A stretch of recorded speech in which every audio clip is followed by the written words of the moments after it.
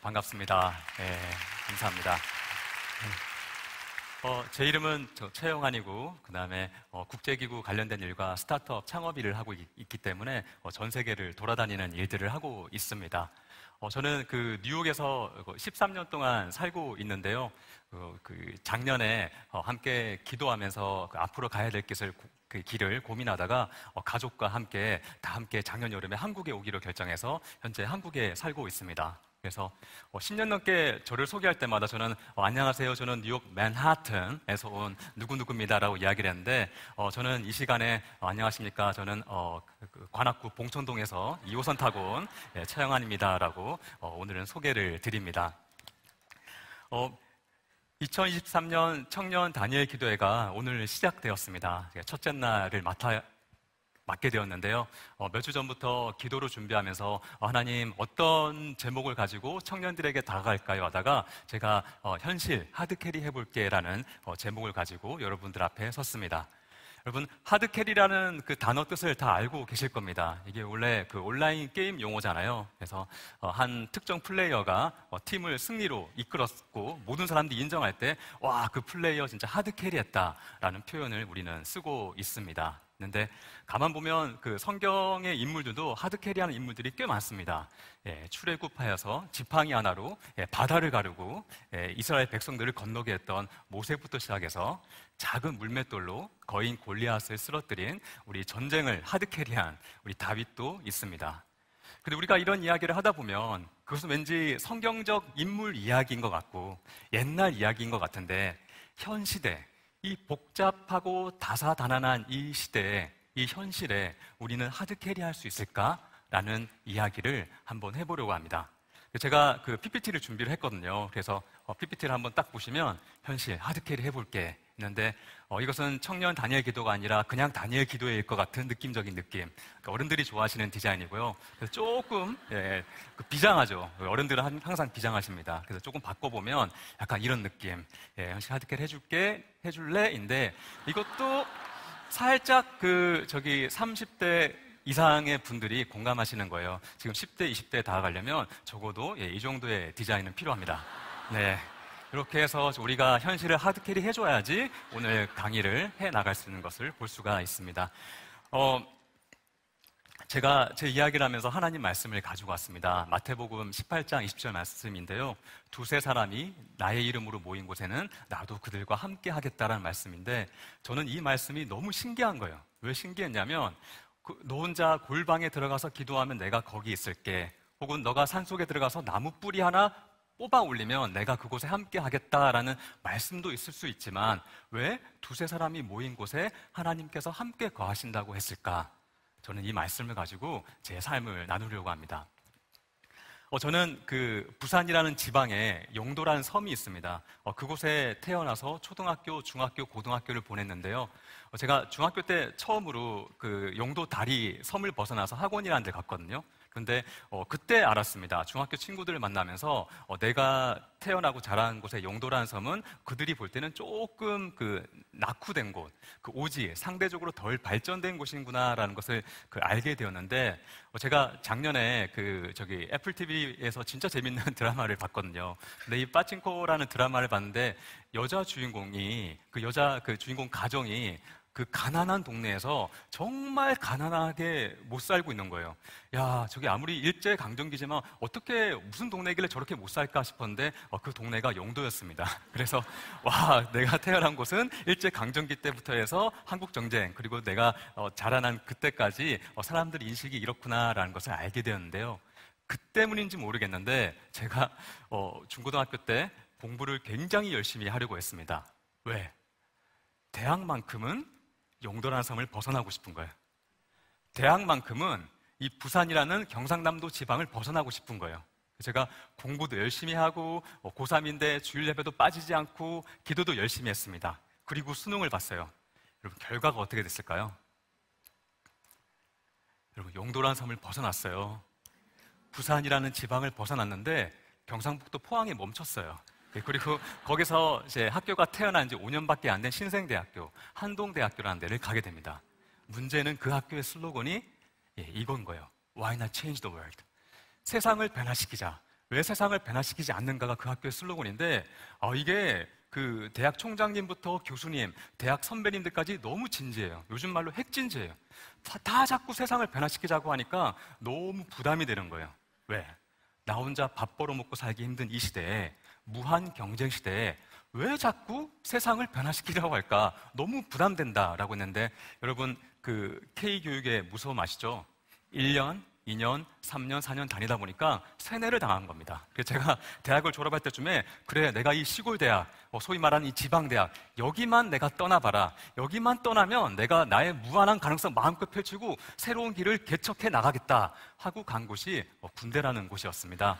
제가 그 한국 시민권자였기 때문에 군대를 갔어야 되는데 늦게 시험을 쳐서, 그때 왜 그랬는지 모르겠어요. 장교로 해서 거의 군 생활을 4년 동안 하게 되었습니다. 장교는 8개월이 훈련이에요. 훈련만 8개월인데 앞에 기초 군사훈련이 있는데, 제가 그 훈련소에 들어가서 가만 보니까 그 4개월 그 훈련을 받을 때 좋은 성적을 받으면 좋은 군부대를 자신이 선택하고 결정할 수 있다는 거예요. 제가 인생을 걸었어요. 진짜 훈련 생활 열심히 했습니다. 그때 제 기도 제목이 이거였어요. 하나님, 저는 태어난 곳도 지방, 대학도 지방, 군대만큼은 메인스트림, 주류로 보내주세요가 제 기도 제목이었어요. 여러분, 그 육군 군대에서 주류가 어디였겠습니까? 육군본부나 국방부, 아니면 어떤 수도권에 있는 데를 너무나 가고 싶은 거예요. 하나님, 제 인생은 너무 비주류의 인생이었고 아싸의 인생이에요. 저도 한번 인싸의 인생을 살아보고 싶습니다. 20대 중반에 하나님 좀 함께 해주세요라고 열심히 기도를 했고 훈련도 열심히 했는데, 장교 후보생들은 매주 토요일마다 어떤 군사 명칭 전략 이런 시험을 보거든요. 그러면 군인들은 매일 밤 10시에 잠을 자야 되니까 점호를 받고 잠자는 척 하다가 10시 15분, 20분 되면 몰래 일어납니다. 몰래 일어나서 그 교재, 책을 들고 화장실로 가요. 유일하게 불빛이 나오는 곳이니까 거기서 교재를 달달달 외우기 시작하는 거예요. 제 인생이 걸려 있습니다. 열심히 시험을 받고, 문제는 체력 시험인데, 제가 여러분 보시다시피 이렇게 건장한 사람은 아니에요. 그래서 그 체력 시험을 봐야 되는데, 그때 체력 등급이 그 9등급까지 있었는데 장교 후보생이 될 수 있는 최소의 최하위 등수가 4등급이었거든요. 제가 그 4등급이었습니다. 그래서 이거 어떻게 할까? 어떻게 해야 열심히 운동할 수 있을까 싶었는데, 그때 저랑 같이 생활관 썼던 친구가 있는데, 약간 옛날 표현이에요. 딱 봤는데 그 억강인 거예요. 어깨깡패예요. 너무 어깨가 넓어요. 그리고 이렇게 옷을 벗는데, 와, 지금 당장 바프를 찍어도 될 것 같은 몸매를 가지고 있는 거예요. 제가 그 친구한테 가서 뭐 하다가 왔냐 물어보니까, 여러분, 한국 체대 출신의 국가대표 조종선수였습니다. 와, 어릴 때부터 운동만 해온 거예요. 제가 물었어요. 야, 너와 나하고는 경쟁이 안 돼. 내가 정말 인생이 걸려있는데 나 좀 특군 좀 시켜달라. 운동을 시켜달라고 했는데, 너무나 감사한 거는 그 친구가 크리스천이었어요. 그래서 저와 함께 그 약체인 친구들을 모아가지고 열심히 운동도 시켜주고, 아침에 이렇게 구보 뛸 때 그 페이스를 맞춰주면서 계속 훈련을 시켜줬습니다. 한 달, 두 달, 세 달이 넘어서 마지막 장교 후보생 체력 테스트가 있었어요. 제가 시험을 봤어요. 몇 등급이 나왔을까요? 네, 여러분, 제가 1등급이 아니라 특급이 나왔습니다. 네, 어마어마한 성적이 나온 거예요. 1000명의 장교 후보생 중에 말도 안 되는 성적이 나왔어요. 이 성적이면 육군본부든 국방부든 다 갈 수 있겠다라는 생각이 들었는데, 그 안타까운 것은 저 때 법이 바뀌어서 컴퓨터로 무작위로 추첨을 해가지고 이제 군부대가 결정되게 됐는데, 중요한 것은 저는 낙담하지 않았습니다. 낙심하지 않았습니다. 왜냐하면 제가 인간적인 노력도 열심히 했지만 기도도 진짜 열심히 했거든요. 그 새벽기도 전혀 없는데 혼자 일어나서 기도하고, 성경을 보면 정말 대박 사건. 성경만 펼치면 이런 말씀이에요. 두드리다 열릴 것이다. 구하여라 주실 것이다. 누가 사랑하는 아들이 떡을 달라고 하는데 돌을 던지겠는가? 너희는 청년의 때에 창조주 하나님을 기억하라. 빼박캔트, 저는 하나님이 보내시는 거예요. 좋은 곳으로. 4개월 훈련이 끝났을 때 그 군부대가 발표되는 날이었습니다.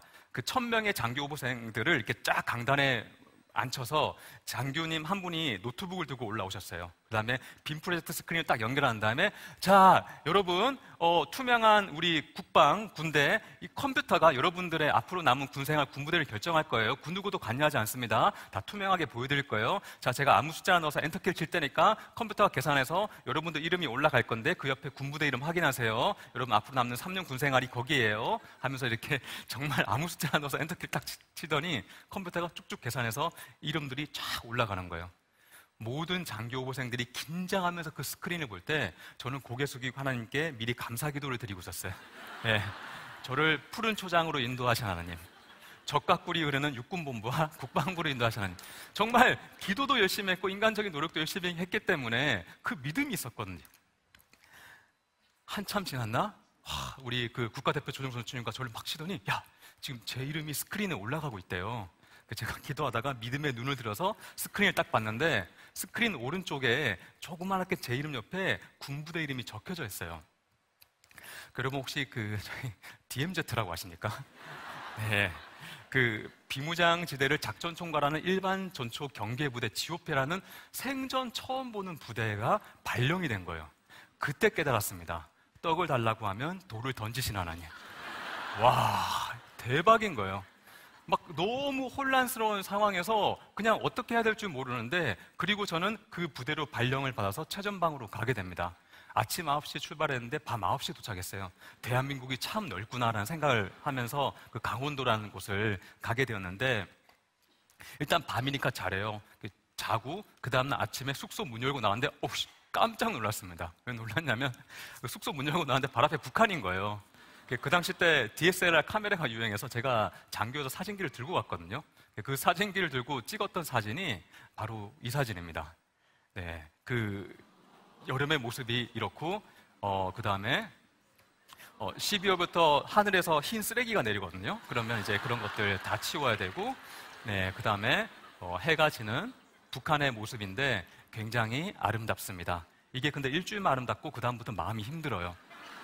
근데 굉장히 힘든 게 있었는데 뭐냐면 나름 저의 첫 사회생활인 거예요. 저는 기숙사 생활도 했고 장교 후보생 훈련도 잘 받았기 때문에 조직 생활을 잘 할 수 있을 거라 생각했는데 첫 사회를 맞닥뜨리니까 정말 만만치 않았습니다. 뭐가 만만치 않았냐면 사회생활 제가 처음 시작하다 보니까 당연한 게 있는 거예요. 세상엔 당연한 게 있습니다. 제가 쭉 자주 들었던 말들을 정리를 해봤거든요. 보면 이런 말들이에요. 그 외래어로 보시면 보이나요? 가짜로 해. 그리고 그냥 했다고 해. 야야, 왜 꿈을 가져? 군대에서 꿈이라는 단어를 쓰지 마. 야, 밑에 잘해주면 안 돼. 기어 오른다. 야야, 능력이 아니야. 정치질이야. 줄 잘 서. 지금 잘 선택해. 야, 왜 그렇게 열심히 하니? 대충 하다 저녁해. 그리고 너 혼자 그런다고 안 바뀌어. 이 말들을 종합해보면 원래 그런 거야. 제가 뭔가를 이것만 조금 바꾸면 효율적 같은데, 스탑. 원래 그런 거야. 가만히 있어. 이것만 조금만 그 순서만 바꾸고 개선하면 병사들도 편하고 저희들도 효율적으로 앞으로 할 수 있을 것 같은데요. 야, 왜 그런 거야? 원래 그런 거야. 가만 놔둬. 하니까 이 커다란 현실 벽에서 계속 부딪히는 느낌이 드니까 어떻게 이렇게 능동적인 사람이 수동적이 될 수 있을까? 계속 하루하루가 피폐해지는 거예요. 그때 제가 기도했던 기도 제목이 있는데, 하나님, 저 사람 살리는 일 하고 싶습니다.가 제 기도 제목이었어요. 사람 살리는 일 하게 해주세요인데, 청년의 때 비전을 가지고 기도하세요의 그 차원의 기도 제목이 아니라 정말 이렇게라도 기도해야지 제가 숨을 쉴 수가 있겠는 거예요. 하나님, 사람 살리는 일 하고 싶습니다. 사람 살려주시는데 일단 저도 사람이니까 저부터 살려주세요가 제 아주 이기적인 기도 제목이었습니다. 제가 최전방에서 그때 대대라고 500명의 그 군인들이 있거든요. 그러면 새로 들어오는 신입 병사들을 상담하는 역할을 제가 또 하나 맡아서 했습니다. 맡아서 했는데 되게 재밌어요. 즉 소위 말하는 스카이라고 불리는 대학교 출신 친구들이 오기도 하고, 그리고 어떤 친구는 미국 보스턴에서 왔는데 아이비리그 대학 출신이에요. 되게 신기한 거예요. 그리고 어떤 친구는 17살 때부터 사회생활을 시작해서 동대문에서 의류 사업을 잘하고 있는 친구가 들어오기도 했고, 20대부터 29살, 20살, 29살 친구들이, 청년들이 들어오는데 어떤 친구는 딱 봤는데 엄마랑 나이 차이가 크게 나지 않아요. 어머니랑. 그래서 상담을 해보니까 한국 한 지방의 굉장히 유명한 나이트클럽 사장님 아들인데 세 번째 엄마였어요. 그 친구가 자기 어릴 때 이야기를 하는데 이게 무슨 영화에서 보는 듯한 이야기들을 하기 시작하는 거예요. 정말 다양한 배경을 가진 다양한 친구들이 오게 되는데 제가 이렇게 상담을 하다 보면 한 가지 공통점을 발견했습니다. 대부분이 가지고 있는 공통점이 아픈 거예요. 이게 최전방에 오다 보면 조금 신체 조건이 좋거든요. 근데 겉은 멀쩡한데 이야기를 하면 속이 문드러져 있어요. 그 당시 때 유행했던 책 중에 하나가 아프니까 청춘이다라는 책이에요. 아프면 환자인데 청춘이라고 이야기할 수밖에 없는 참 그 아픈 그 청년의 시절을 가지고 있을 텐데 문제는 그 친구 상담하다 보니까 나도 아파. 왜냐면 저도 청년이었던 거예요. 같이 공감이 되다 보니까 하나님, 이들을 살리고 싶습니다. 사람 살리는 일 하고 싶습니다. 하지만 우선순위는 접니다. 저부터 살려주셔야 됩니다. 하고 쭉 기도를 하기 시작했어요. 했는데 정말 생뚱맞게 뚱 하더니 신기한 아이디어 하나가 떠올랐습니다. 뭐냐면 내가 이 최전방에 이 청년들을 살릴 대학을 세워야겠다는 생각이 드는 거예요. 실제 대학 건물을 세우지 못하니까 상상 속에 가상의 대학을 세워야겠다는 생각이 들었습니다. 이 친구들이 왜 이렇게 아플까 하다 보니까 불안해요. 뭐가 불안할까? 미래가 불안한 거예요. 너무 급변한 시대에 불안한데 제가 가끔 어른들 회사에서 기업 강연 같은 거 하다 보면 어른들께서 요즘 뭐 젊은 세대 시대 너무 빨라서 적응을 못하겠다고 하시는데 우리 청년들도 마찬가지입니다. 시대가 너무 빨리 급변하니까 어떻게 살아야 되는지 불안한 거예요. 아이비리그든 사회생활을 일찍 했든 어떤 환경을 가지든 우리는 미래에 불안하니까 아플 수밖에 없는 거예요. 근데 그런 친구들에게 아프니까 청춘입니다, 힘내세요라는 위로성 메시지 좋겠지만 실제 세상을 살아갈 수 있는 지혜, 노하우를 알려줄 수 있는 인생 종합대학이 있으면 이들이 불안해하지 않고 뭔가 지치적으로 자기 일을 할 수 있지 않을까 하는 생각이 들었습니다. 그래서 제가 그때 완전 그 대학 총장으로 빙의가 돼가지고 이 시대의 젊은이들이 들었으면 좋겠다는 수업들을 수십 개를 만들었어요. 리더십, 자기개발, 국제적 인재가 되는 법, 설득 잘하는 법, 인맥을 넓히는 법. 그래서 말도 안 되는 수십 개의 수업을 만들고 또 말도 안 되는 상상 속이니까 교수진들을 임명하기 시작합니다. 예를 들면 리더십 같은 경우에는 지이코리아 회장하시고 인천국제공항 회장님이신 이채욱 회장님을 교수로 임명했어요. 왜냐면 그분은 저를 모르지만 저는 그분을 알고 있거든요. 비즈니스계에서 리더십으로 너무 유명하고 인천국제공항이 수년 동안 전 세계 공항 1위인 업적을 남기신 분이시기도 합니다. 와, 적어도 내가 세운 대학의 리더십 교수님은 이분이 하셔야겠다. 국제적 인재가 되는 법에는 그 당시 때 세계무역센터의 수석 부총재가 한국계 분이 나왔습니다. 데이빌 리. 와, 이런 분한테도 배우고, 설득을 잘하는 법에는 여러분 미국의 상원의원, 아시아인 출신 상원의원 중에 최초의 상원의원이 그 힘센 일본도 아니고 그 큰 중국도 아닌 변방의 작은 대한민국 한국계 분이 제일 먼저 나왔어요. 폴신 상원의원. 와, 이분한테 어떻게 사람들을 설득하는지를 배워야겠다. 외국어 잘하는 법에는 미국 이제 CIA 특수요원, 외국어 하는 분에게 부탁하고, 그 스피치를 말을 잘하는 법에는 그 당시 때 오바마 대통령이 연설할 때마다 연설 컨설팅을 하던 TJ 워커라는 외국인, 그래서 만날 수 없는 사람들, 어마어마한 교수진들, 그리고 그 당시 때 그 긍정의 힘이라는 게 매우 유행했거든요. Your Best Life라는 책이 전 세계 초유의 베스트셀러였습니다. 그 외국인 교수 좀 더 넣자 해서 외국인 교수 조엘 오스틴 책 저자 넣고 이랬던 거예요. 신뢰라는 수업이 있었습니다.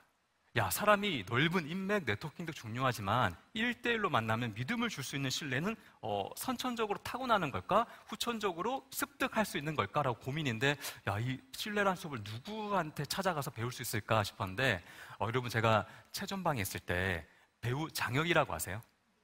네, 장혁이라는 영화 배우가 일반 군인 병사로 들어왔거든요. 그래서 함께 밤샘 근무를 자주 하게 되었습니다. 제가 장교다 보니까 일주일에 한 2번 정도 밤샘 근무하면 일주일에 한 번 정도는 당직 사관 부관에서 보조로 장혁 영화 배우와 함께 밤샘 근무를 서는데, 여러분 저는 그때 온갖 연예계의 비하인드 스토리를 다 들었어요.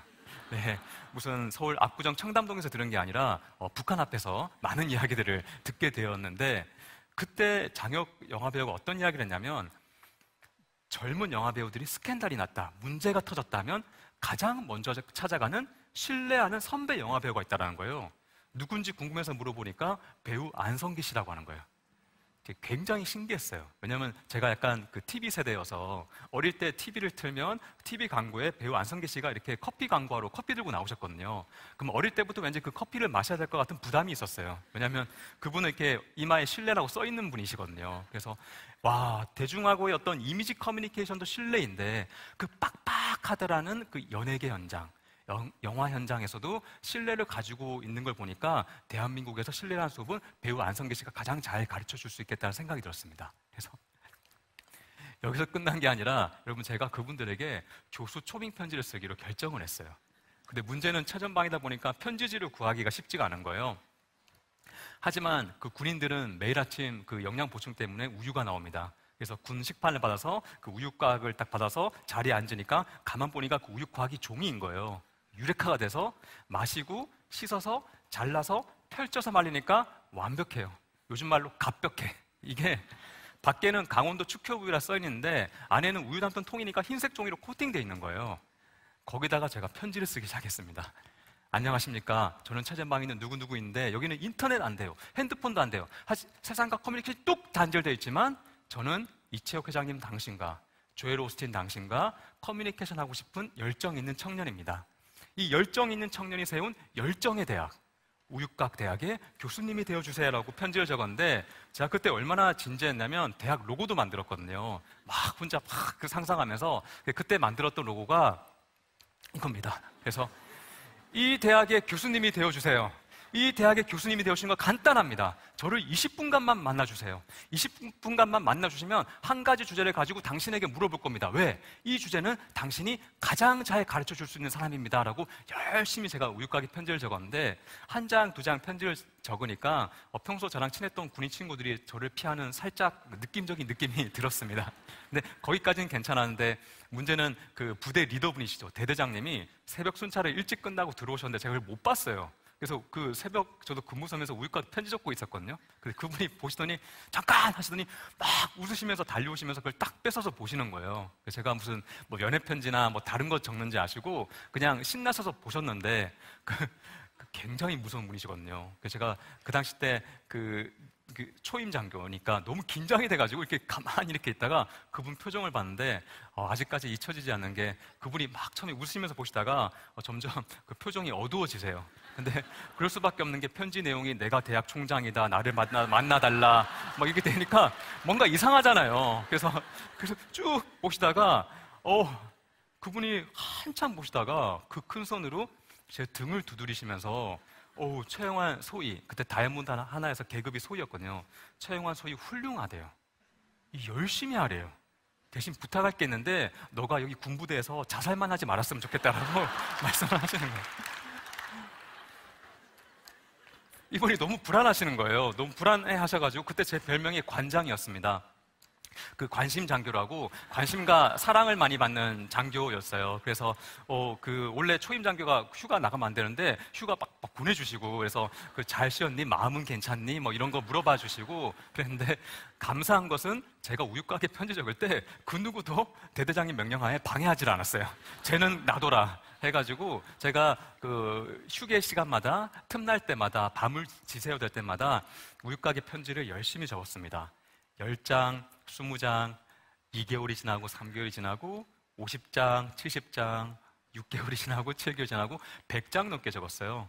신기한 거는 100장 넘게 적고 보내려고 할 때 기도하는데 하나님이 주신 제가 너는 잠잠히 있어라 해서 야 이거 신기하다. 내가 지금 좀 빨리 보내서 제가 인간적인 욕심은 확실했거든요. 그 100장 편지지를 보내서 한 장이라도 답장이 오면 주위 사람들한테 이야기하고 싶은 거예요. 이거 보라고.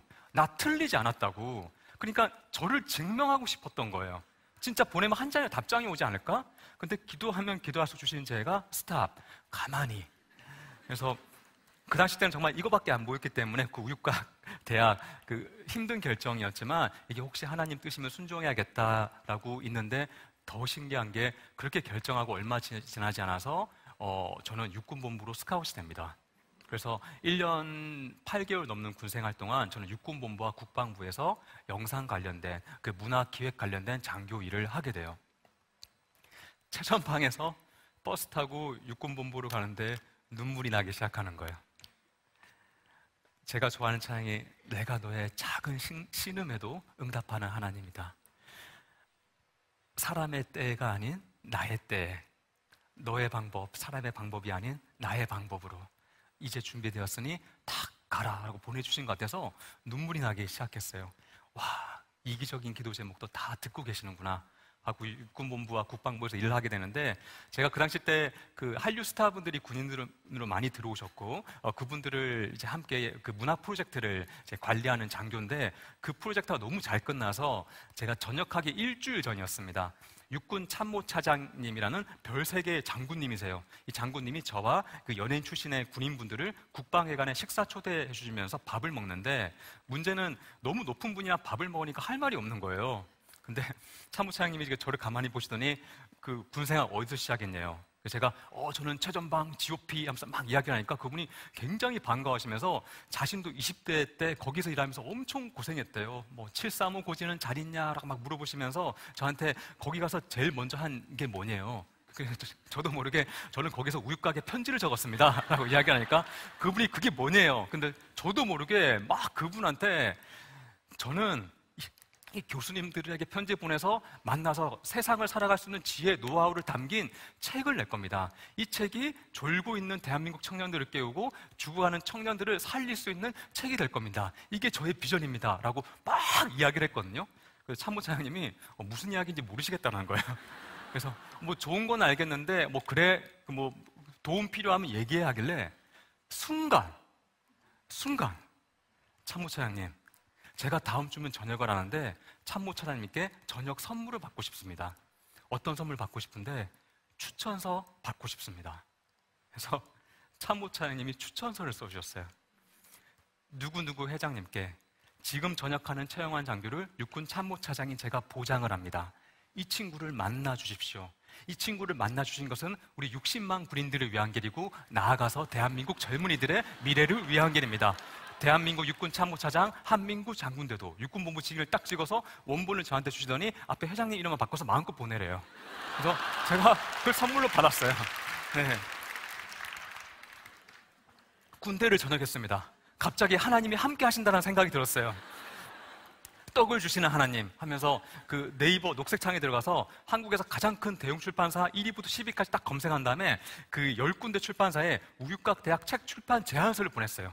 이건 하나님이 하시는 거기 때문에 반드시 연락 올 거다 했는데 일주일 지나고 2주 지나서 연락이 오지 않습니다. 뒤늦게 알게 되는데 보통 원고를 다 적어서 보내지 이렇게 제안서는 보내지 않는다고 하더라고요. 그런데 한 달이 지났는데 한 출판사에서 연락이 왔어요. 보시면서 와, 그 최영환 씨 지금 여기 엄청 유명하신 분들인데 와, 이분들을 다 만나셨습니까? 라고 물어보길래 저 아직 우육각 편지도 안 보냈다고 말씀을 드렸습니다. 출판사 분께서 그러면 편지 보내고 나서 그분들이 실제 만나 주시고 나서 만나서 인터뷰했는데 인터뷰한 내용을 책으로 내도 됩니다라는 동의까지 얻으면 우리 출판사가 이 우육각 대학이라는 책을 내겠습니다가 된 거예요. 제가 그 말을 듣자마자 100장의 편지지를 모아서 손에 안수기도를 한 다음에 여러분 보냈는데 다 보냈어요. 결과가 어떻게 됐을까요? 아까 제가 언급한 분들을 전부 만날 수 있었습니다. 그래서 사진을 근데 제가 이 이야기를 하면 안 믿어요, 사람들이. 그래서 안 믿어서 제가 편지 보내기 전에 찍은 사진이 있거든요. 그때 찍었던 사진이 그 우육각 편지입니다. 네, 이렇게 적었었고, 배우 안성기 씨를 만났었고, 세계 무역센터의 수석부총재 데이빗 리를 만났었고, 이 사람이 그 유명한 조엘 오스틴인데, 저는 이 사진을 좋아하는 게 그 유명한 사람이 그 축협우유 우유가 네, 있죠. 그리고 폴신 상원의원, 백인이 90%인 곳에서 사선하신 상원의원님이십니다. 그리고 인천국제공항 고 이채욱 회장님이에요. 저는 이분 기억나는 게 이분 만나기 3주 전에 모르는 번호가 와서 받았더니 인천국제공항 회장 비서실인 거예요. 저희 회장님 진짜 바쁘신데 20분 시간 내주기로 하셨습니다. 정확히 시간 지키셔서 인터뷰하고 나오셔야 됩니다. 제가 약속한 날 2시간 일찍 갔습니다.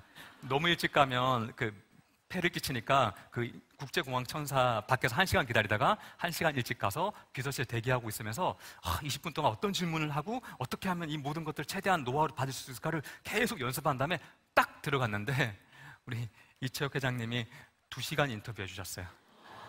그 오전이었는데 비서분이 20분 지나니까 불안하셔가지고 막 들어오시는데 회장님이 오전에 미팅 몇 개 있냐니까 2개 있다고 하니까 그 미팅 오후로 다 미뤄. 나는 이 청년한테 해줄 이야기가 너무 많다 이러시는 거예요. 제가 이야기하면서 알았는데 교회 장로님이신 거예요. 그리고 전형적인 흑수저 출신에서 단계 밟고 간 노하우들이 너무 많은데 제가 그 이야기를 듣는데 너무 가슴이 뛰고 녹음하면서 막 열심히 받아 적었어요.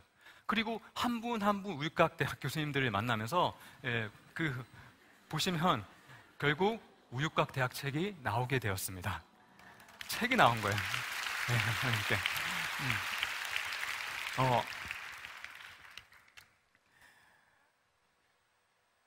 어느 날 친구한테 전화 와서 지금 빨리 네이버 들어가 보래요.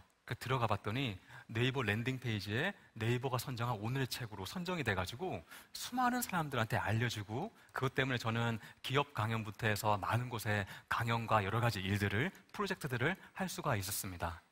그리고 수개월이 지났는데 제가 어느 날 아침에 이메일을 열었는데 이메일에 제가 모르는 어떤 사람이 그 이메일을 하나 보냈어요. 근데 그 이메일 제목이 새로운 생명을 주셔서 감사합니다인 거예요. 뭐지? 하고 딱 클릭했더니 21살 한국 남대생입니다.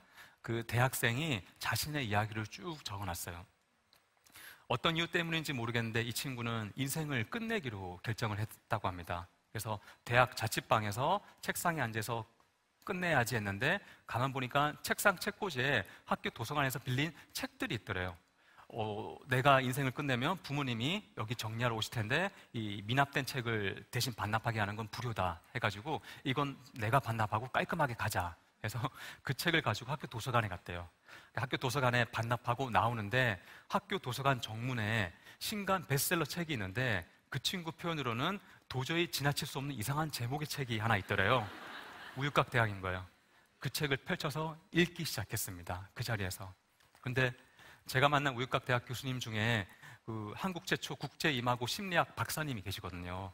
정말 심리학 대가셔가지고 긴장되는 마음으로 만났는데 그분이 이야기하시는 게 자신은 자살을 3번 시도했다라는 거예요. 깜짝 놀랐어요. 그래서 그분의 개인 이야기를 해주시는데 제가 인터뷰 끝날 때쯤에 박사님 이거 너무 사적인 이야기인데 이 내용이 책으로 공유돼도 되겠습니까? 라고 여쭤봤더니 박사님이 분명 제 이야기로 힘을 얻는 친구들이 있을 겁니다 라고 이야기하시는 거예요. 그 친구가 그 챕터를 읽었습니다. 그리고 결정했습니다. 다시 살기로. 출판사에 전화한 거예요. 출판사에 전화해서 이 책 저자 만나게 해달라. 저자의 개인 연락처는 알려드릴 수 없습니다. 그러면 이메일 주소라도 알려달라. 나 이 사람한테 할 이야기가 있다. 해서 이메일 주소를 받아서 저한테 연락한 거예요. 저는 이 책을 보고 다시 살기로 결정했습니다. 새로운 생명을 주셔서 감사합니다. 라고 그 이메일 내용을 보는데 눈물이 나기 시작하는 거예요. 수년 전에 정말 이기적으로 기도했거든요. 하나님 저 사람 살리게 해주세요. 근데 아시죠? 저부터 좀 살려주세요. 라고 이기적으로 기도했던 제목, 영원아 내가 다 듣고 있다. 너의 기도 제목 한 단어도 땅에 떨어질 일이 없다. 다만 너의 때가 아닌 하나님의 때, 사람의 방법이 아닌 나의 방법으로. 생명의 주권은 사람에게 없다라고 저는 믿고 있습니다. 생명의 주권자이신 하나님께서 내가 역사할 거다. 너는 잠잠히 있어. 내가 여호와됨을 알지어다. 너무나 감사했습니다. 여러분, 이 우육각 대학 책이 나온 지 10년이 지났습니다. 10년이 지나고 지금도 판매가 되고 있거든요. 그 차 판매가 될 때마다 너무 감사하고 그때마다 기도하는 거예요. 하나님, 이 책이 닿는 곳마다, 이 책이 가는 곳마다, 읽히는 곳마다 하나님 생명을 살리게 해주세요. 하나님의 소망을 불어넣어 주시고 졸고 있는 청년이 있다면 깨어나고 소생케 해주세요가 제 기도 제목으로 책들이 전달되고 있습니다. 자, 이제 10년이 지난 지금 이 우육각 대학의 비전은 어떻게 될까요? 만약 우육각 대학이 오프라인 버전을 넘어서서 온라인으로 확대된다면 어떤 일들이 벌어질까요? 제가 전 세계를 돌아다니면서 진짜 너무나 멋진 사람들을 많이 만났습니다. 제가 그 우유곽 대학 때문에 인터뷰로 뉴욕을 갔다가 뉴욕에 13년 살게 되었는데요. 너무나 멋진 사람들이 많은 거예요. 물론 우유곽 대학 교수님 같은 유명하신 분들도 많았지만 각자의 자리에서 정말 자기다움을 가지고 살아가고 있는 청년과 뭐 어른들, 너무 많은 사람들이 있는데, 야, 이 사람들이 서로 연결돼서 대화할 수 있다면, 한국에서 소개시켜주고 싶은 분도 많고 굳이 해외가 아니더라도 한국에 있는 분들도 이 사람과의 삶이 서로 대화를 나눈다면 얼마나 멋질까라는 제가 비전을 가지기를 시작했어요. 근데 동시에 굉장히 아픈 뉴스도 접합니다. 제가 통계청 자료를 가지고 왔는데요. 대한민국이 OECD 국가 중에서 자살률이 1위예요. 20대 자살률 1위인데 가장 적은 국가의 11배가 넘습니다. 그리고 OECD 국가에서 절반에서 2배 되는 수치가 자살인데, 우리 작년 한 해 기준 하루에 자살로 사망한 사람이 36명입니다. 역사상 최고의 수치가 나오기 시작하는 거예요. 너무 마음이 아픈데, 여러분, 작년 기준 10대부터 30대 우울증이 가장 큰 데가 또 대한민국입니다. 우리 대한민국이 고속 성장을 했고 K-팝과 K-문화를 이끌어가는 너무나 자랑스러운 조국이지만 우리는 너무 빨리 성장하다 보니까 아픈 거예요. 내부가 아픈 거예요. 마치 제가 최전방의 청년들을 봤을 때 겉은 멀쩡하고 다 멋있는데 속은 문드러져 있는 모습과 똑같다는 생각이 드니까 너무 마음이 아픈 거예요. 근데 왜 이렇게 우리 청년들이 아플까? 저는 옛날만 하더라도 어떤 자살이나 우울증 이런 거는 개인의 연약함이라고 생각했는데, 이 통계 자료를 보게 되면 더 이상 개인의 문제가 아닌 거예요. 이게 사회의 문제구나. 세상이 그들을 매몰차게 몰아넣는구나. 이제 스탑하고 누군가 외쳐야 되는데 크리스천이 이 일들을 해야 되겠구나 라는 생각이 들었습니다. 가만히 보니까 제가 청년들한테 강연 많이 하는데, 이 청년들은 정말 어릴 때부터 무한 경쟁 시대에 너무나 각박하게 살아가고 너무나 비교당하며 살아가고 있는 거예요. 정말 어릴 때부터 자신이 좋아하는 꿈을 쫓아가야 되는데 꿈을 쫓아가기는커녕 어떤 것이 남의 마음에 들고, 사회에서 우리 또 한국은 국룰을 좋아하잖아요. 반드시 너 나이 때는 이거 해야 되고 여기 가야 되고 요거 해야 되고, 심지어 맛집 갔을 때 이거는 요거랑 함께 먹어야 되는 국룰들이 있어요. 그런 것들이 있다 보니까 세상이 정해놓은 정답으로 살아가니까 너무나 피폐해져 가는 것들을 보고 있습니다. 제가 해외 생활을 그렇게 길게 한 건 아니지만 한국에서 한국어를 배우기 위한 외국인 친구들을 만나면 너무 재밌어요. 그 친구들이 한국 언어를 배우는데 너무 어렵다라는 거예요. 한글 훈민정음이 얼마나 쉬운데 왜 어려울까 했더니 이 친구들이 표현이 어렵다는 이야기를 많이 합니다. 그게 뭐냐고 들어봤더니 집에 초대받아가지고 가서 식사를 대접받았는데, 한국 사람들은 집에 초대받아서 식사하면 최고의 칭찬이 뭔지 아세요? JMT는 아닙니다. JMT라고 얘기를 하지만, 우와, 이거 꼭 밖에서 사 먹는 맛 같다라는 거예요. 꼭 식당에서 먹는 맛 같아요가 최고의 찬사인 거예요. 근데 문제는 똑같은 사람이 식당 가서 식당밥이 너무 맛있으면 똑같이 하는 말이 이건 집밥 같다라는 거예요. 그러니까 이 외국인들은 도대체 어디가 기준인지 모르겠다라는 거예요. 저희는 그 정서를 알고 있지만 어려움이 있는데, 우리는 너무나 멋진 그림을 보면 사진 같다 이야기하고 너무나 아름다운 사진 보면 와, 그림 같다라고 이야기합니다. 그러니까 어떤 존재의 가치를 칭찬할 때 어떤 비교 대상을 가져오다 보니까 이게 쉽지가 않은 거예요. 제가 20대 때 신조어가 있었는데, 그때 가장 많이 썼던 말 중에 하나가 엄친 딸이었거든요. 어쩜 이렇게 대한민국 좁은 땅에 저보다 잘난 엄마 친구 아들과 딸들이 많은지 계속 비교당하니까 힘든 거예요. 그런데 제가 가만 보니까 그 용어들이 더 이상 지금 시대에는 쓰이지 않고 있다는 생각이 들었습니다. 그러면 대한민국은 비교가 사라졌을까요? 아니에요. 굳이 남이 비교하지 않아도 핸드폰을 들고 소셜미디어를 켜는 순간 우리는 비교의 물결이, 파도가 넘쳐 흐르는 걸 보고 있습니다. 주말에 늦게 일어나서 앱을 켠 순간 저 빼고 모든 사람들은 맛집에 가 있어요. 핫플에 가 있어요. 주중에 너무 지쳐가지고 밤에 좀 쉬려고 하고 소셜미디어를 켜는 순간 저 빼고 전부 다 운동을 하면서 오운환을 찍고 있던가, 아니면 바프를 찍던가 아니면 다 갓생 살기를 하고 있습니다. 타인의 편집된 깔끔한 삶이 저의 전혀 편집되지 않는 이 쪼렉 같은 현실에 다가오면 아픈 거예요. 비교당하는 거예요. 인류 역사상 가장 자기 검열과 비교가 심한 시대에 우리는 살아가고 있습니다. 청년들이 아픈 거예요. 이거 어떻게 할 수 있을까? 왜냐하면 저는 어릴 때부터 성경을 보면 성경에는 모든 사람은 소중하고 존귀하대요. 하지만 세상은 모든 사람을 그렇게 대하고 있지 않다는 걸 느꼈습니다. 제가 봤어요. 그러면 이 세상은 누구를 가장 존귀하게 대하고 있을까? 값지게 대하고 있을까라고 쫙 봤더니 인플루언서일까? 연예인일까? 봤는데 제가 볼 때는 이 할아버지 한 분이 계신데 이 미국 할아버지가 탑티어인 거예요. 제가 사진을 가지고 왔어요. 누구냐면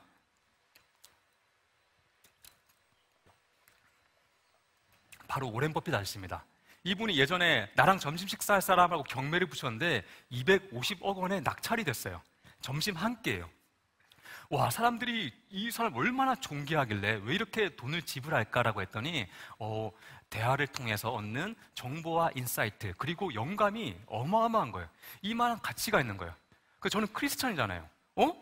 모든 사람들은 저는 우연히 사람이 약간 진화된 존재라기보다는 하나님이 태초부터 계획하셔서 한 사람 한 사람 창조되었다는 것을 믿고 있습니다. 그러면 모든 사람은 소중하고 모든 사람의 그 삶은 개성이 있고 각자의 경험은 정말 소중한 거예요. 그러면 각자의 경험이 소중하면 작은 경험도 소중해질 수 있는 생태계를 만들 수 있지 않을까? 저는 스타트업, 창업을 해볼 수 있지 않을까 하는 생각이 들었습니다. 이게 뭐냐면 이건 거예요. 대학 전공을 선택해야 되는 10대 아이들한테는 자기가 가고 싶은 전국 대학생이 오렌 버핏인 거예요. 그리고 대학 졸업을 앞둔 친구들은 자기의 전공을 살려서 취업한 1, 3년 차 사회초년생이 오렌 버핏인 거예요. 취업 1, 3년 차는 10년 차 이미 자기가 가고 싶은 길을 먼저 걸어간 인생 선배가 오렌 버핏이고 지금은 한 분야만 잘하기보다는 다른 분야를 알아야 되잖아요. 각자가 오렌 버핏인 거예요. 와, 제가 비전이 생겼습니다. 우육각 대학 인터내셔널 그리고 온라인 버전 2. 누구든지 자신의 경험과 지식을 나눌 수 있으며 누구나 나만의 오렌 버핏에게 하이되어 인사하며 만날 수 있는 플랫폼을 만들어 봐야겠다는 생각이 들었습니다.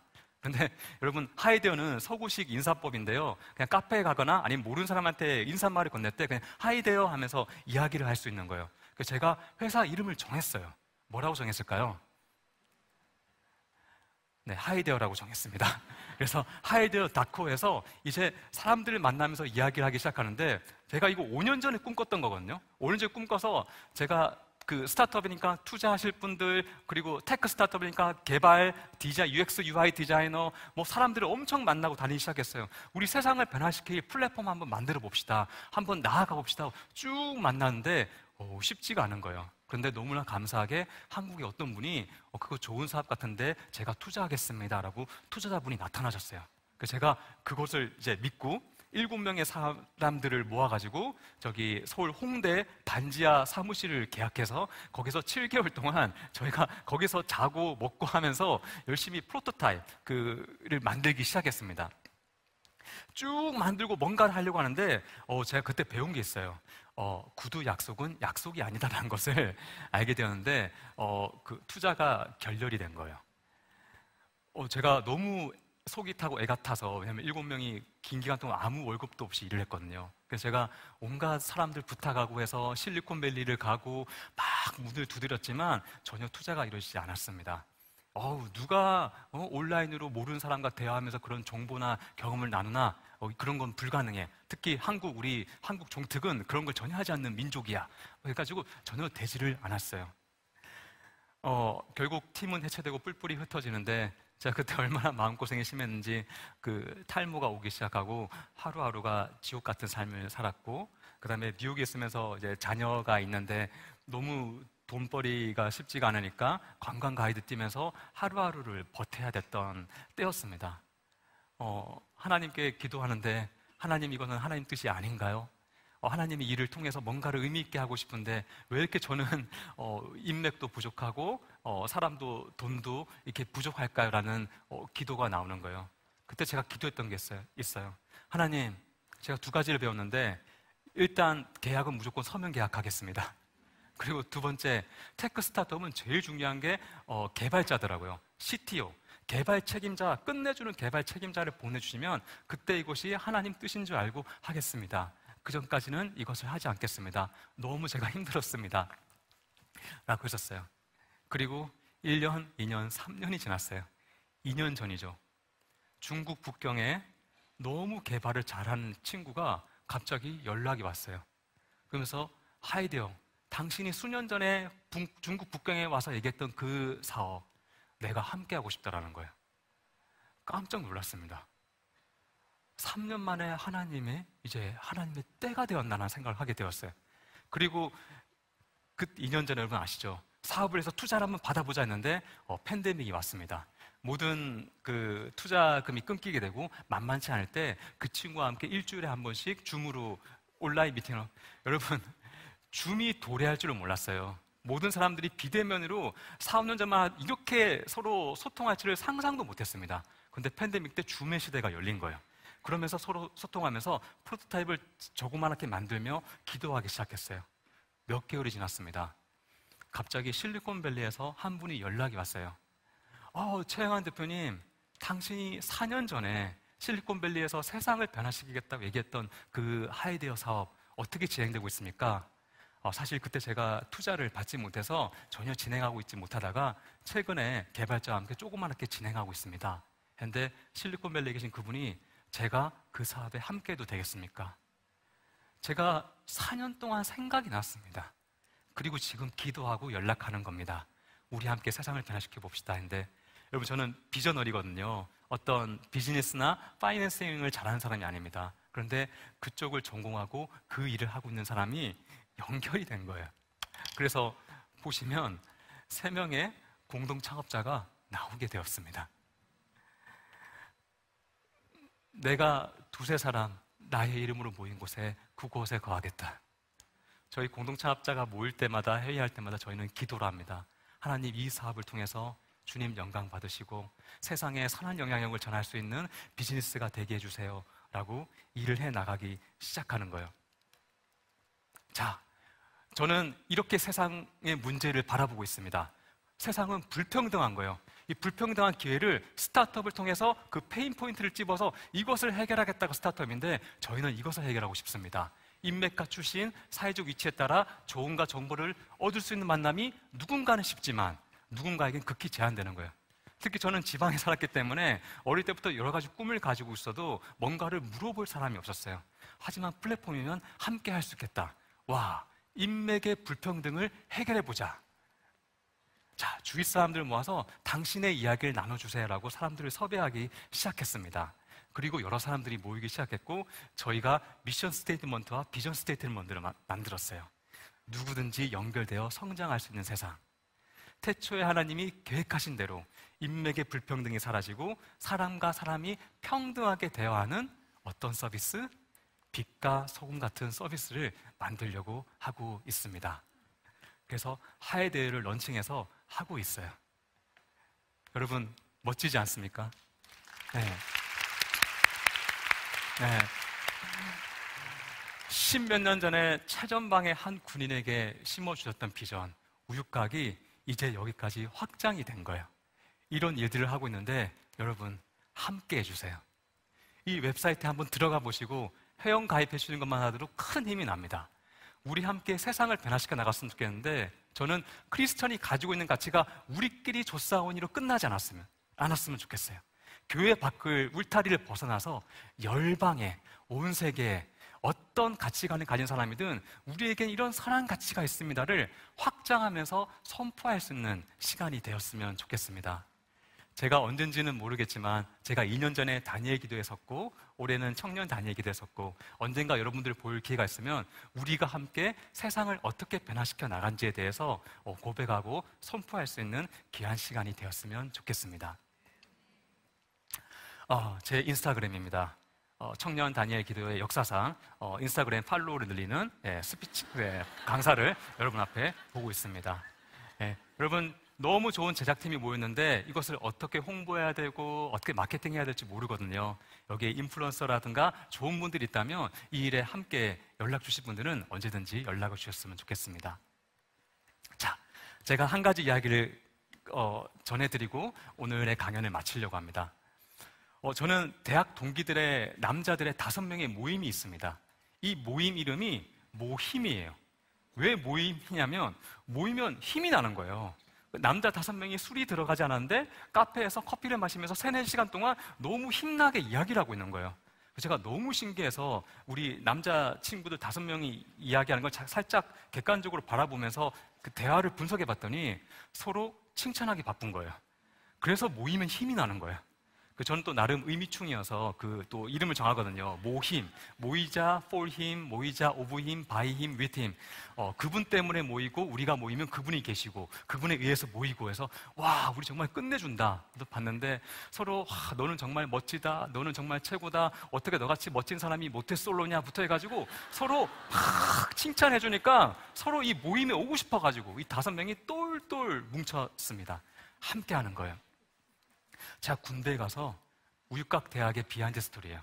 우육각 대학 아이디어를 낸 다음에 휴가를 나왔어요. 이 친구들한테 우육각 대학 아이디어를 이야기하니까 친구들이 난리가 났어요. 너무 멋진 아이디어래요. 함께 기도하겠대요. 제가 어깨에 탁 힘이 들어가서 군대에 열심히 복귀해서 그래, 우육각이 열심히 제가 편지를 적었습니다. 근데 문제는 우육각 편지 그 종이가 흰색 코팅으로 코팅되어 있어서 그 특정 펜으로 꾹꾹 새기듯 써야 되거든요. 굉장히 시간이 오래 걸리는 작업인데 문제는 그 하루에 2장 이상 적지를 못해요. 쭉 적다 보니까 여기 손가락이 너무 아픈 거예요. 이게 하루 이틀 지나니까 갑자기 그 현타가 옵니다. 그리고 펜을 내려놓고 생각하게 돼요. 내가 지금 뭐 하고 있는 걸까? 왜 대학교 이름이 우육각대학일까? 내가 지었는데 너무 이상하고 이게 조금 상식적으로 조금 벗어난다는 생각이 드는 거예요. 그래서 제가 이거 조금 내가 에바다, 오바했다 해서 안 하기로 결정을 했습니다. 문제는 그 다음 휴가를 나갔거든요. 그 다음 휴가를 나갔는데 모임 친구들이 눈빛이 초롱초롱한 거예요. 그래서 우육각 대학이 어떻게 되고 있네요. 그래서 제가 친구들아, 그거 내가 조금 너무 이상한 아이디어인 것 같아서 안 하기로 결정했어 했는데 친구들이 깜짝 놀라는 거예요. 야, 너는 그 책을 통해서 대한민국 청년들을 일으켜 세울 거야. 대한민국 청년들의 생명을 살리는 책을 너가 작업하고 있는데 왜 그것을 멈추느냐. 10달란트를 가진 자여 가라 군대로 이러시는 거예요. 그래서 제가 근데 문제는 기가 얇다 보니까 그런가? 하면서 갑자기 어깨에 또 힘이 들어가서 또 군대 막 복귀해서 열심히 충만해가지고 쓰기 시작합니다. 1장, 2장, 10장, 1주, 2주, 3주 지났는데 어느 날 손가락이 아파요. 또 현타를 가지는 거예요. 야, 생각해보자. 현실적으로 생각해보자. 제가 휴가 나갈 때마다 인터넷에 여러분 인터넷에 인천국제공항 회장님 집 주소가 나올까요, 안 나올까요? 나오지가 않습니다. 하지만 인천국제공항 회장 비서실, 어디 대표 홍보실이라는 대표적인 성격의 주소는 나오거든요. 그래서 제가 그걸 쭉 받아서 가만 보면 이 편지가 비서분이나 홍보 담당자분들이 하루에도 엄청나게 오는 메일들을 받으실 텐데 거기서 뽑힐 확률, 그리고 그것이 회장님께 전달될 확률, 회장님이 이거 보시고 이 청년을 만나볼까 할 확률이 과연 1%나 될까? 이 이상한 우육각 편지에? 라는 생각이 들었더랬어요. 그래서 제가 그걸 안 쓰기로 결정합니다. 문제는 그 다음 휴가 나가는데 제가 그렇게 힘나던 모임이 나가기가 싫은 거예요. 계속 연락이 옵니다. 나갔어요. 나갔는데 또 다들 우육각 대학 업데이트 소식을 기다리고 있는데 제가 그때 막 화냈어요. 야, 우리가 아무리 친한 친구지만 때로는 뼈를 때리고 아주 진실된 조언이 필요하지 않냐, 충고가 필요할 때도 있다. 우리 너무 서로 잘났다, 이렇게 훌륭하다는 이야기 하지 말자. 그런데 갑자기 그 모임 친구들이 나라 잃은 표정인 거예요. 방금 7만 명의 청년들이 죽었대요. 너의 결정. 내 군생활 때 너 같은 장교가 있었다면 내 군생활은 달라졌을까요? 부터 말도 안 되는 이야기 하더니 가라 아들아 이러는 거예요. 그래서 저는 또 그런가 싶어서 군대 복귀해서 열심히 적는 거예요. 여러분, 이 지리지리한 반복을 얼마나 많이 했는지 모릅니다. 그래서 100장 넘게 적었던 거예요. 제가 우육각의 편지, 우육각 대학 책 적을 때 마지막 에피글로그에 그 친구들 이름을 잘 다 적었습니다. 그 친구도 아니었으면 이 우육각 대학을 세울 수가 없었거든요. 여러분, 현실을 하드캐리하는 방법은 옆 사람을 한번 보실까요? 다니엘 기도의 함께는 옆 사람이 하드캐리하는 도구입니다. 우리가 두세 사람이 하나님 이름으로 모인 곳에 하나님이 그곳에 거하실 줄을 믿습니다. 여러분, 청년 다니엘 기도에 너무 잘 오셨고 3200교회 교회와 이 영상을 보고 계신 분 정말 잘 들으셨습니다. 하나님이 놀라운 일을 행하실 것입니다. 하나님이 동력자를 붙여주실 것입니다. 우리가 이곳에 모이는 하나입니다. 하나님 이름으로 모일기에 이곳에 하나님이 놀라운 역사를 행하실 것입니다. 여러분, 오늘 기도할 때 동력자를 간구하세요. 옆에 있는 사람이 동력자일 수 있고 아니면 지금 마음속에 떠오르는 사람이 동력자일 수가 있습니다. 동력자가 생겼을 때 감히 여러분이 과거에 꿈꾸지 못했던 것, 우리 부모님도 예상하지 못했던 것, 세상이 감당하지 못할 비전을 우리들에게 허락하실 줄 믿습니다. 여러분들이 모든 분야에 가서 생명을 살리는 일을 할 것이며 아무도 예배하지 않는 곳에 가서 예배자로 세워줄 줄을 믿습니다. 그때 광야의 길이 날 것이고 그 다음에 메마른 곳에 샘물이 흘러 넘칠 줄을 믿습니다. 제가 기도하며 마치겠습니다. 사랑의 하나님, 이곳의 청년들을 축복하여 주시옵소서. 하나님으로부터 가장 큰 선물 하나를 간구하는 것은 하나님, 오늘 밤 청년 다니엘 기도회가 시작되는 이번 주간 동력자를 허락하여 주시옵소서. 하나님, 함께 꿈꿀 수 있는 사람들을 붙여주셨고 생각날 때마다 비교하지 않고 기도하는 사람을 붙여주시옵고 그리고 하나님, 그 무엇보다 우리에게 가장 큰 동력자 예수 그리스도를 붙여주심을 감사드립니다. 하나님, 여기 있는 청년들이 이제 기도하며 나아갈 때 세상이 감당하지 못할 비전을 허락하시고 그 비전이 이루어졌을 때 이것은 내가 한 것이 아니요 하나님만이 가능케 하셨다라는 고백이 저희들 입술에 고백될 수 있도록 인도하여 주시옵소서. 감사합니다. 이 모든 말씀 주 예수 그리스도 이름으로 기도드렸습니다. 아멘. 할렐루야.